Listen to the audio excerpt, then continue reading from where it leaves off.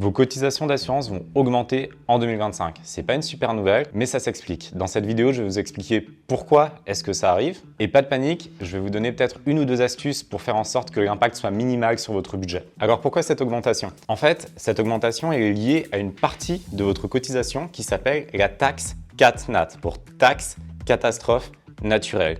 Ce qui se passe, c'est que cette taxe aide à financer un fonds en cas de catastrophe naturelle, inondation, sécheresse, submersion marine, ouragan, etc. Malheureusement, avec le changement climatique, les catastrophes naturelles sont de plus en plus fréquentes, de plus en plus intenses, et en plus de ça, les biens assurés sont de plus en plus chers. Du coup, le fonds qui protège les Français contre les catastrophes naturelles, qui est géré par CCR, Caisse Centrale de Réassurance, qui est une entreprise qui appartient à l'État, ce fonds commence à manquer d'argent. Pour continuer de protéger les Français, le gouvernement a décidé d'augmenter la taxe qui est réservée aux catastrophes naturelles. Et du coup, cette taxe qui était de 12%, elle passe à 20% à partir du 1er janvier 2025. Et c'est ça qui va impacter tout particulièrement les cotisations qu'on paye sur nos assurances. Avec une taxe à 12% en 2024, par exemple, ce que vous payez sur une cotisation annuelle de 200 €, c'était 24 € qui était dédié à ce fonds. En 2025, ce sera 40 €. La moyenne en France sur l'assurance habitation,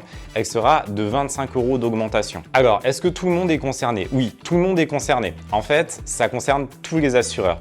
Aucun assureur ne peut y déroger. Par contre, la bonne nouvelle, entre guillemets, mais ce n'est pas vraiment une bonne nouvelle, mais en tout cas, il y a des assureurs qui proposent des tarifs plus compétitifs, des tarifs un peu plus bas que ce que proposent d'autres assureurs.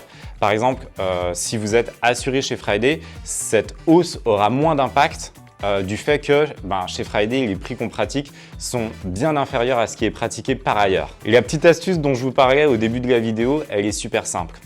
Toujours, si vous êtes assuré chez Friday, vous avez la possibilité également, si vous payez mensuellement votre cotisation, de passer à un paiement annuel. Avec ce passage en paiement annuel, vous allez économiser 2 mois d'assurance habitation. Donc ça, c'est un petit tuyau que je peux vous donner aussi si vous voulez faire baisser votre cotisation d'assurance habitation. Donc en conclusion, il y a une augmentation des cotisations. Il y a une bonne raison derrière. Personne n'aime l'idée qu'il y a de plus en plus de catastrophes naturelles, qu'elles soient de plus en plus sévères et qu'elles nous coûtent de plus en plus cher. C'est juste une réalité à laquelle on est obligé de s'adapter. En France, aucun assureur ne peut y déroger. Et l'objectif, en définitive, c'est vraiment de faire en sorte de protéger l'ensemble des Français sur l'ensemble du territoire. De 12 à 20%, ça peut paraître énorme également. Et ça s'explique pourquoi. En réalité, ça fait 25 ans qu'on n'avait pas augmenté ce taux, malgré les catastrophes naturelles qui devenaient de plus en plus fréquentes et de plus en plus intenses. Les catastrophes naturelles, elles peuvent toucher n'importe qui. Il y a certains territoires qui sont plus exposés que d'autres.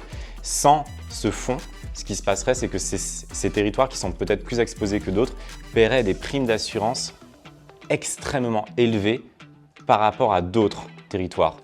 En France, on fait plutôt le choix d'harmoniser les primes d'assurance et surtout, on est dans un pays dans lequel on protège beaucoup les citoyens pour leur éviter des faillites personnelles, pour leur éviter des grandes difficultés.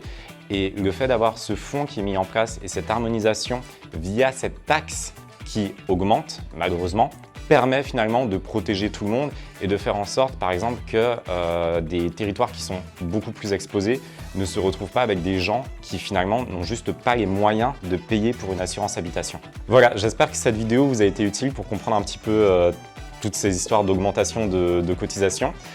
Si c'est le cas, n'hésitez pas à mettre un petit pouce bleu, ça nous aide, à partager la vidéo, à éventuellement nous suivre, vous abonner si ce n'est pas encore fait.